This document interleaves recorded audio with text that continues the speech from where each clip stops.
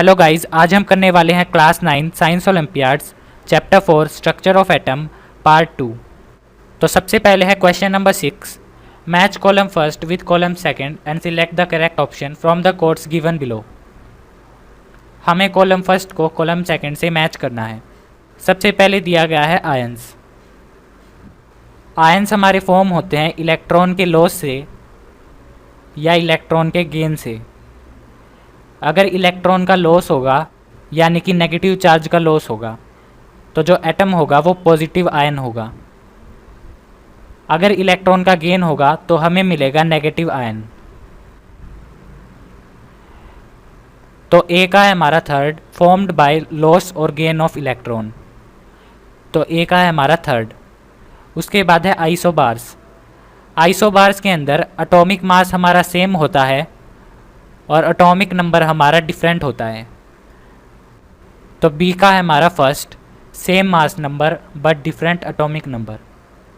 उसके बाद है आइसोटोप। जो आइसोटोप होते हैं इनका एटॉमिक नंबर सेम होता है और इनका एटॉमिक मास डिफरेंट होता है। तो सी का है हमारा fifth, same atomic number but different atomic mass. उसके बाद है आइसोटोन।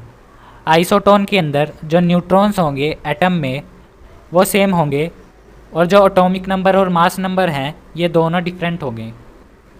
यानी आइसोटोन के अंदर न्यूट्रॉन हमारे सेम होंगे और मास नंबर डिफरेंट होगा और एटॉमिक नंबर डिफरेंट होगा, उसे हम कहेंगे आइसोटोन। तो डी का है हमारा second, same number of neutron, different atomic number, different mass number. इसके बाद है लास्ट वैलेंसी। वैलेंसी हमारी दिखाती है combining capacity of an atom, यानी एक एटम कितने दूसरे एटम्स के साथ कंबाइन कर सकता है। तो वैलेंसी का है हमारा fourth, combining capacity of an atom. तो जो करेक्ट ऑप्शन है वो है ऑप्शन नंबर बी, ए का थर्ड, बी का फर्स्ट, सी का फिफ्थ, डी का सेकेंड एंड ई का fourth. Question number 7, a brief information about two atoms X and Y is given. हमारे पास इंफॉर्मेशन गिवन है एक्स की और वाई की। जो x है इसका एटॉमिक नंबर है 7 और इसका मास नंबर है 14। जो y है इसका एटॉमिक नंबर है 7 और इसका मास नंबर है 15। यानी कि x और y इनका एटॉमिक नंबर सेम है और इनका मास नंबर डिफरेंट है। इसका ये मतलब है कि ये दोनों हमारे आइसोटोप हैं। तो x का एटॉमिक नंबर है 7 और इसका मास है 14, y का एटॉमिक नंबर है 7 और इसका मास है 15। ये दोनों हमारे आइसोटोप हैं। हमसे पूछा गया है correct statement about two atoms. तो इन दो एटम्स के रिगार्डिंग हमें करेक्ट स्टेटमेंट बतानी है। सबसे पहले है first, electronic configuration of x is 284 while that of y is 28y। ये स्टेटमेंट हमारी इनकरेक्ट है। इलेक्ट्रॉनिक कन्फिग्रेशन हम निकालते हैं एटॉमिक नंबर से, ना कि एटॉमिक मास से। ये जो इलेक्ट्रॉनिक कन्फिग्रेशन है ये हमारी इनकरेक्ट है। जो एटॉमिक नंबर है वो है 7, तो इलेक्ट्रॉनिक कन्फिग्रेशन होगी 2,5 और दूसरे एटम में एटॉमिक नंबर है 7, तो जो इलेक्ट्रॉनिक कन्फिग्रेशन होगी वो होगी 2,5। इसके बाद statement B, both x and y contain 7 neutron. x और y दोनों के अंदर 7 न्यूट्रॉन हैं। ये स्टेटमेंट भी हमारी इनकरेक्ट है। एटॉमिक नंबर जो होता है वो दिखाता है नंबर ऑफ प्रोटॉन को। तो x के पास प्रोटॉन है 7 और y के पास प्रोटॉन है 7। मास नंबर बताता है प्रोटॉन प्लस न्यूट्रॉन को। तो प्रोटॉन प्लस न्यूट्रॉन इक्वल है 14 के x के केस में और y के केस में प्रोटॉन प्लस न्यूट्रॉन इक्वल है 15 के। तो अगर हम प्रोटॉन की वैल्यू यूज़ करें इस इक्वेशन में तो हमें न्यूट्रॉन मिलेंगे 7 और y के केस में न्यूट्रॉन मिलेंगे 8। लेकिन इसमें लिखा गया है x and y contain 7 neutrons. ये स्टेटमेंट हमारी इनकरेक्ट है। x के अंदर 7 न्यूट्रॉन हैं और y के अंदर 8 न्यूट्रॉन हैं। सबसे पहले हमने देखे नंबर ऑफ़ प्रोटॉन जो कि थे 7 दोनों के केस में। उसके बाद हमने देखे मास नंबर जो कि थे 14 और 15। तो हमने 14 में से 7 माइनस किया और 15 में से 7 माइनस किया, तो x के न्यूट्रॉन मिले 7 और y के न्यूट्रॉन मिले 8। जो कि डिफरेंट है, लेकिन इसमें लिखा गया है बोथ कंटेन 7 न्यूट्रॉन, तो ये स्टेटमेंट हमारी इनकरेक्ट है। उसके बाद statement C, X has 2 electron shells while Y has 3 electron shells. X के पास 2 इलेक्ट्रॉन शेल्स हैं और वाई के पास 3 इलेक्ट्रॉन शेल्स हैं। ये ऑप्शन भी हमारा इनकरेक्ट है।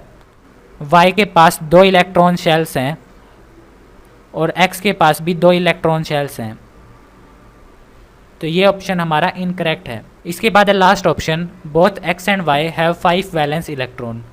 वैलेंस इलेक्ट्रॉन वो इलेक्ट्रॉन होते हैं जो लास्ट की शेल में होते हैं, तो एक्स और वाई दोनों में 5 वैलेंस इलेक्ट्रॉन हैं। ये स्टेटमेंट हमारी करेक्ट है। एक्स के केस में वैलेंस इलेक्ट्रॉन है हमारे पास 5 और वाई के केस में वैलेंस इलेक्ट्रॉन है हमारे पास 5, तो दोनों के पास 5 वैलेंस इलेक्ट्रॉन हैं। तो जो करेक्ट ऑप्शन है वो है option number D, both X and Y have 5 valence electrons. Question number 8, an electron jumps from orbit p to q and loses energy. The same electron when jumps from r to q gains energy. The increasing order of distance of these orbit from the nucleus is। हमारे पास एक electron वो jump करता है orbit p से orbit q की तरफ और वो एनर्जी लूज़ करता है। अगर वही इलेक्ट्रॉन r से q की तरफ जंप करे तो वो एनर्जी गेन करेगा। हमें बताना है increasing order of distance of these orbits. तो सबसे पहले देखते हैं एटम का स्ट्रक्चर। एटम के स्ट्रक्चर में हमारे पास होते हैं ऑर्बिट। इन ऑर्बिट में जो लास्ट वाला ऑर्बिट होता है यानी कि वैलेंस शेल, उसमें जो इलेक्ट्रॉन होते हैं उनके पास सबसे ज़्यादा एनर्जी होती है। यानी लास्ट शेल में जो इलेक्ट्रॉन होंगे उसके पास सबसे ज़्यादा एनर्जी होगी। जैसे जैसे हम एटम के अंदर जाएंगे जो एनर्जी है वो कम होती जाएगी। तो हमें बताया गया है कि जो इलेक्ट्रॉन है वो जंप करता है p से q की तरफ। तो इलेक्ट्रॉन जंप करता है p से q की तरफ और वो लूज़ करता है एनर्जी। यानी कि जब वो इलेक्ट्रॉन p के अंदर था तो उसके अंदर ज़्यादा एनर्जी थी और q के अंदर जंप करने पर वो एनर्जी कम हो गई। इसका मतलब जो p है वो बाहर की तरफ है q से। इसके बाद वही इलेक्ट्रॉन अगर r से q की तरफ जंप करे तो एनर्जी गेन करेगा। इसका ये मतलब है कि r के अंदर कम एनर्जी थी और q के अंदर ज़्यादा एनर्जी है r के कंपैरिजन में। यानी कि जो q है वो r से बाहर की तरफ है और जो r है वो सबसे अंदर की तरफ है। तो न्यूक्लियस से जब हम इनका डिस्टेंस मेज़र करेंगे तो r हमारा सबसे नज़दीक होगा न्यूक्लियस के। तो ये है हमारा न्यूक्लियस, ये है हमारी शेल जो कि है r। उसके बाद है हमारी दूसरी शेल जो कि है q। उसके बाद है हमारी तीसरी शेल जो कि है p के पास सबसे ज़्यादा एनर्जी है। उसके बाद है q में और लास्ट में है r में। हमें बताना है इंक्रीजिंग ऑर्डर ऑफ डिस्टेंस। तो सबसे कम डिस्टेंस है r का, तो सबसे पहले होगा r, उसके बाद है q, तो उसके बाद होगा q और लास्ट में है p, तो q के बाद होगा p। तो जो करेक्ट ऑप्शन है वो है option number C. Question number 9, few statements regarding the distribution of electrons in the energy shells are given. Which of the following statements is not correct?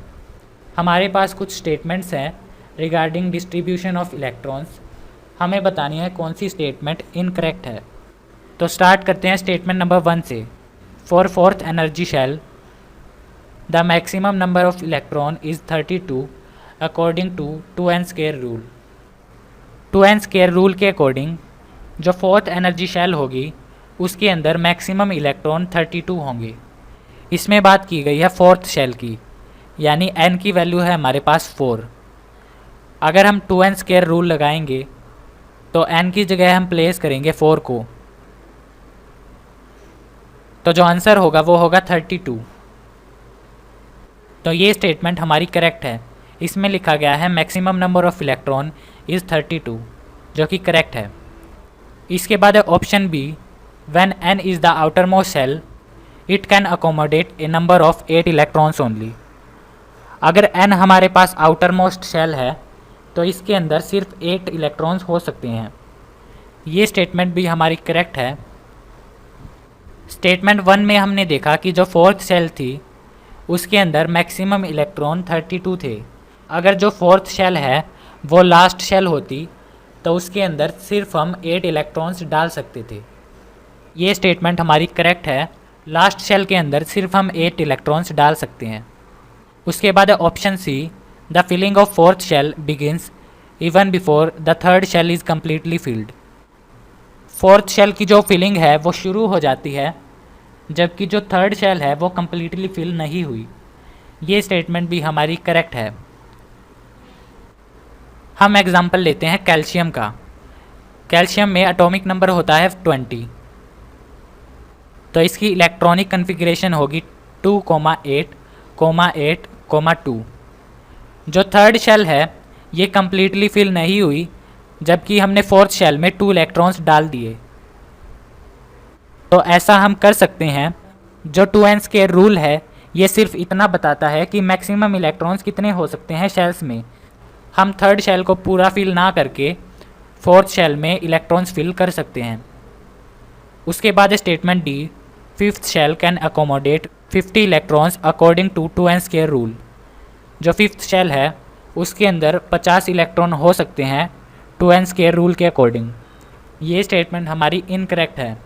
जो फिफ्थ शेल होती है उसके अंदर 2n स्क्वायर रूल अप्लाई नहीं होता, तो ये statement हमारी इनकरेक्ट है। तो जो इनकरेक्ट स्टेटमेंट है वो है हमारी ऑप्शन नंबर डी। तो जो हमारा आंसर है वो है ऑप्शन नंबर डी। इसके बाद है question number 10, which of the following are isobars. हमें बताना है आइसोबार्स कौन कौन से हैं इस फिगर में।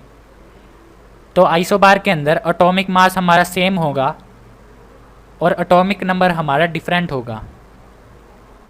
तो सबसे पहले हम सभी का एटॉमिक मास कैलकुलेट करते हैं।